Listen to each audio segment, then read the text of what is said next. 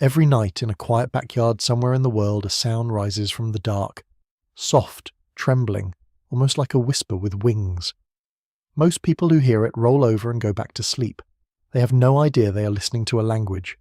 Tonight, that same sound is about to save a life. A small owl is perched motionless above a sleeping house, her heart hammering beneath silent feathers, watching a shadow far larger than herself move closer through the branches.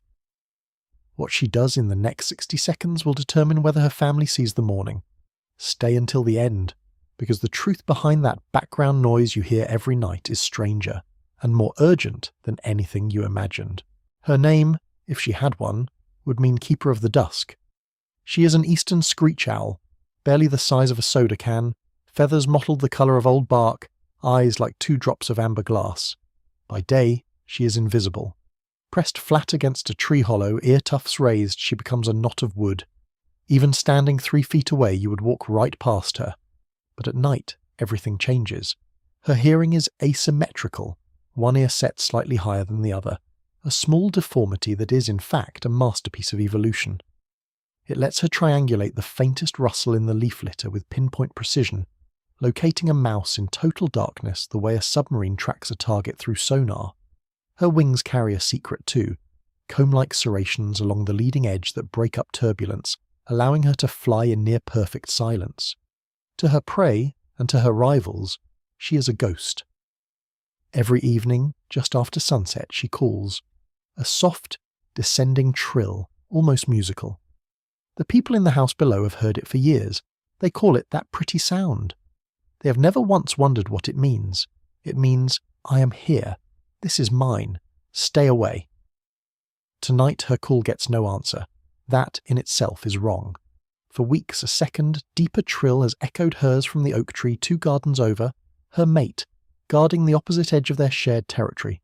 Tonight, silence. She calls again. Nothing. A dog barks somewhere down the street.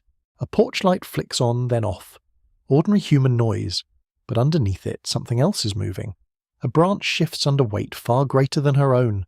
Somewhere in the dark canopy, feathers brush bark. She freezes, but the greatest danger was still approaching. Great horned owls are among the most efficient predators in North American skies. Nearly 10 times her weight, powerful enough to kill prey larger than themselves, and notorious for hunting smaller owls whenever the opportunity arises. If one has moved into her territory, her mate's silence suddenly makes terrible sense. She has 2 fledglings tucked into a knothole 11 feet up, barely 5 weeks old, still clumsy on the wing, still calling out in raspy, high-pitched begging notes that carry farther than they should. Every hungry cry from that hollow is a flare fired into the darkness, marking exactly where they are. The night was about to take an unexpected turn. For 3 long minutes she does something that seems, to any outside observer, like defeat. She stops calling, completely. No trill, no warning note, nothing at all, as if she has simply vanished, as if the territory has been abandoned. To a human ear tuned only to hear the pretty sound or its absence, this silence looks like loss. It is not. It is strategy. Screech owls, like many small owl species, can suppress vocalization entirely when a larger predator is detected nearby, trading communication for concealment. Calling now would be a death sentence. Her voice alone could guide a hunter directly to her chicks. So instead, she does what her body was built to do. She goes still, flattens her plumage against the bark until her outline dissolves into the tree itself, and lets her eyes, adapted for scanning almost total darkness, do the work her voice cannot. Minutes crawl by. The great shape in the canopy shifts, pauses, listens for exactly the kind of sound she is refusing to make. Then, she hears it. Not with her eyes. With those uneven, asymmetrical ears built for exactly this moment.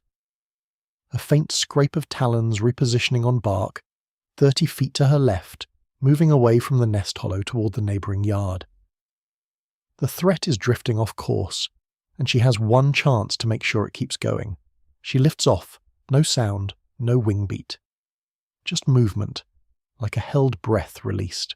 She banks low over the fence line, cutting through the dark in the opposite direction from her nest. A decoy flight drawing attention away from the hollow where her chicks wait, silent as she taught them to be without ever saying a word.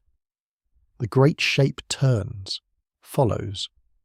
For a moment, there is nothing but darkness, wind, and the terrible arithmetic of predator and prey. Size against speed, power against silence. She dives beneath a low hedge, vanishes into a gap barely wider than her wingspan, a space she has memorized down to the inch from years of navigating this exact yard in total blackness.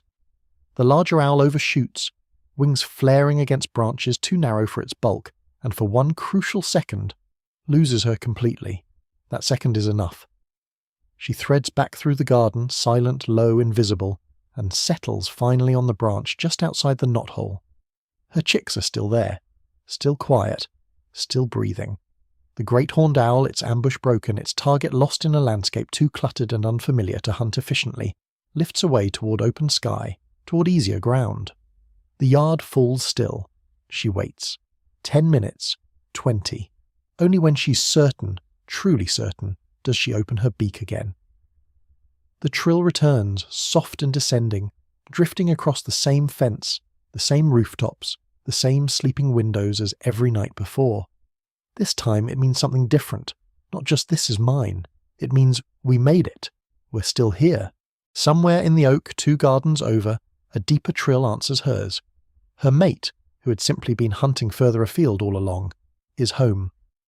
What people hear as ambient nighttime noise is, in truth, an entire conversation happening just above their heads. Territory claims, all-clear signals, silent warnings, reunions. Every call carries information. Every silence carries meaning too. She will call again tomorrow night, and the night after that. Not because it is pretty, because it is survival, spoken in a language older than the houses beneath her branches. And every single night, without knowing it, you have been listening in.